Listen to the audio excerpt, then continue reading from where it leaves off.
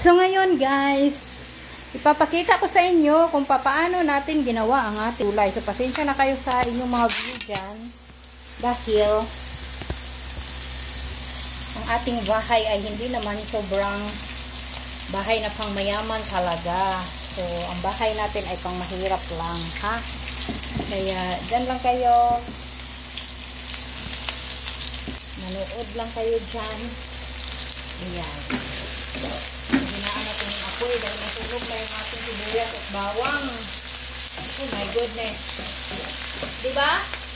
Iprito ka nga lang ng sibuyas at bawang. Masusunugan ka pa. Oh. Yan, ganyan kagaling yung Inday na magluto, no? Lagay na natin ang ating kalabasa. Kasi gusto ko yan na yung medyo madurog-durog yung kalabasa dahil maano siya yung tawag dyan. Parang basta masarap pag medyo durog yung kalabasa. Yung lutong-luto talaga siya. Yun ang gusto ko. Mix nyo lang. Mekos-mekos. Ganon. Mekos-mekos. Ilagay natin ang ating yes. This one para malambot. Isa lang naman natin yung silata.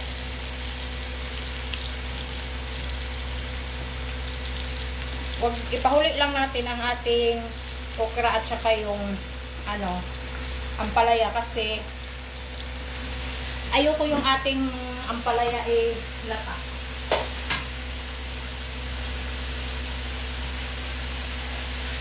Diba? Ganun kasimple lang yung ating gulay. Ganun kasimple, ganun kasarap. The making.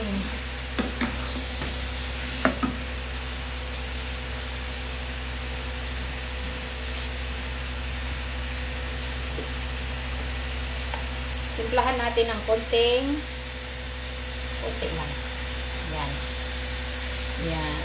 Konti lang siya. Para lang may panglasa. Panglasa di patata.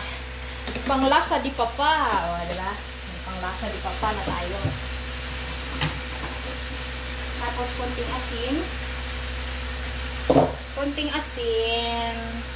Yan. Konti lang kasi may lalagay pa tayo dyan.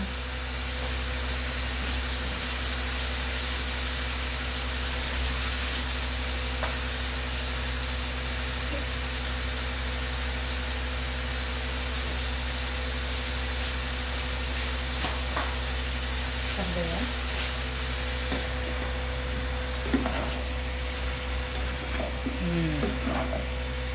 Diba? Mamaya yan, masarap na yan.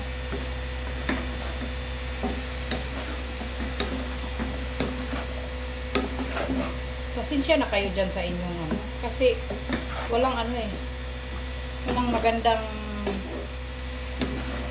tripod ang inyong Inday. Wala pang pambili ng tripod ang Inday nyo. Kaya tayo walang videographer.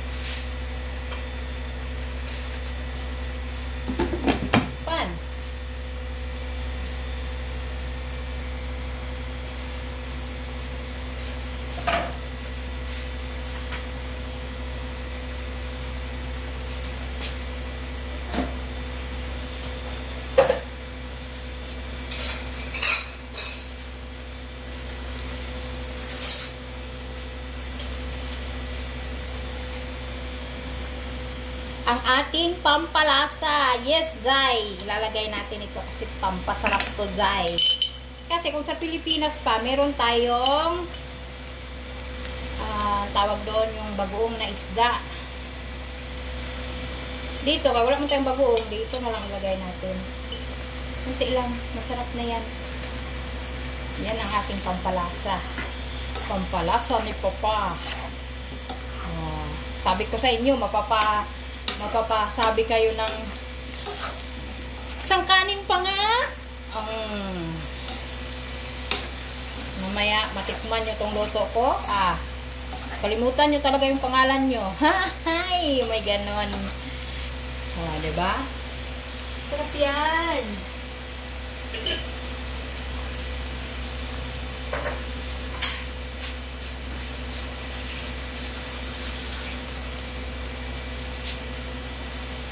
Takpan lang natin. Ay.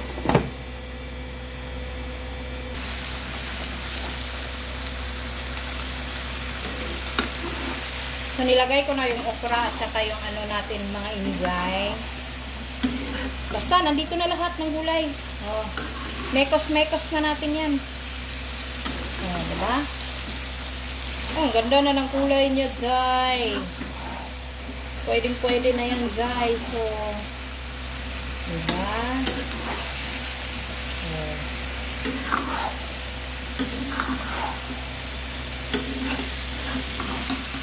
Malasa na yan si Karira di Papa.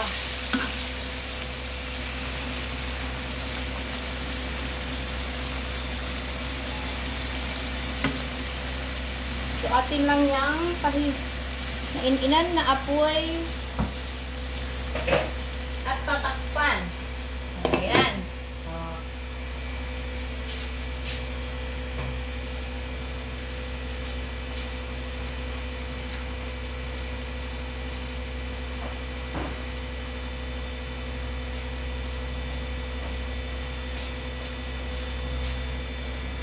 And after ilang minutes, diba? Iniinan. Hilaw pa siya. So, haluin lang natin ang haluin. Imekos nyo lang ng imekos.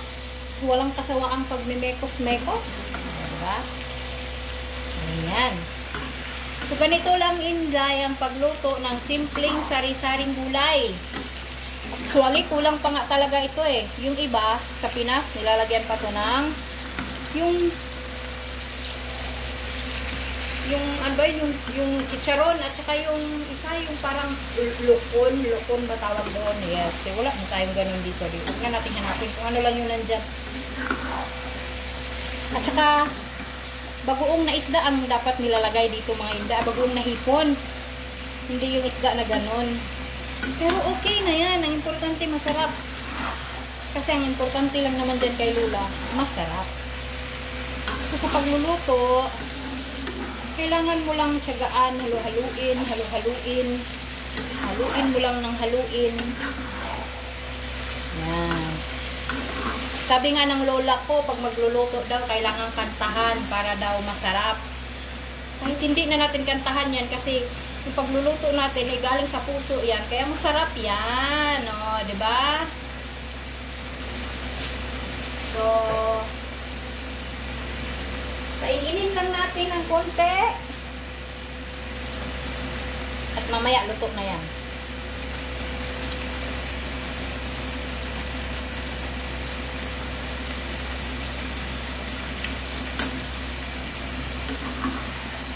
Isda lang ang kapartner nito, mga guy. So, ayan, makikita na natin na luto na siya. At natuwa ako kasi yung talong natin ay hindi nangitim. So, ganun pa rin yung kulay nga, no? Kung paano natin siya inilagay. Hindi siya nangitim. Minsan kasi nangingitim yun. Masyado sensitive yung talong na yun.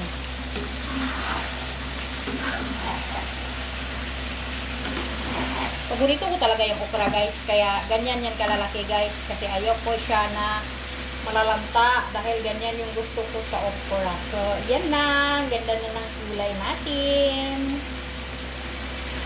So, luto na yan. Paininin lang natin ng konti. Diba? Luto na yan. Hahanguin lang natin yan mamaya na yan.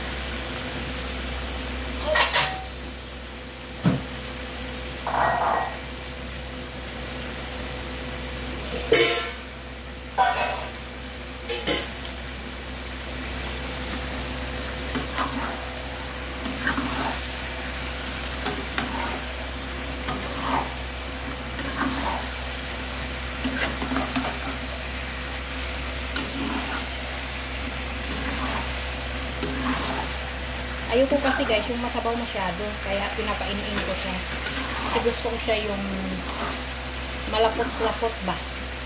Yung lalabas yung mga, lapot ng okra. Yun, ganun yung gusto ko. Ayoko siya yung sobrang latang-lata. Ibali ng malata yung kalabasa. Huwag lang yung huwag lang yung okra. Yung okra, sakto lang yan sa pagkaluto at saka yung ampalaya natin. Yung talong naman, okay lang yan malata siya guys. So yung ating so ganyan lang siya. Kasimple. Ganyan kasimple, ganyan kasarap. So yan, kikita nyo diba?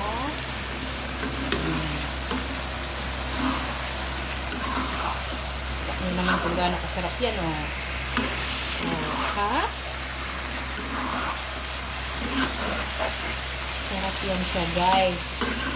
Mga injay. Hirap talaga pag walang videographer, no? Dusa. So, pwede na to. Atin na siyang hahanguin at wala na siyang sabaw. So, yung nagpapaano dyan is yung mga katas na lang ng mga gulay. Diba?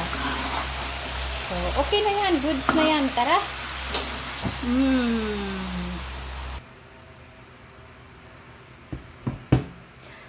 So, eto na. Nag-finish na tayo. At tayo ay kakain na. Anyway, pakakainin natin una si Lola. So, ang ating isda, ayan. Yan lang po yung partner ko. Ginisang isda na aywan. Na tanggal yung mga mata at saka yung... Ay, naku mga inzay. Hindi talaga ako perfect magprito ng isda, no? May ganyan talaga. Nadikit kasi. Ewan ko kung bakit. Mainit naman na yung nilagay ko. So, walang perfect talaga, no? Basta, ito na yung aming simpleng ulalam. So, mga inzay, magandang tanghali. Tara, kainan na. Paalam. God bless sa inyong lahat. Maraming salamat sa panunood. Bye-bye.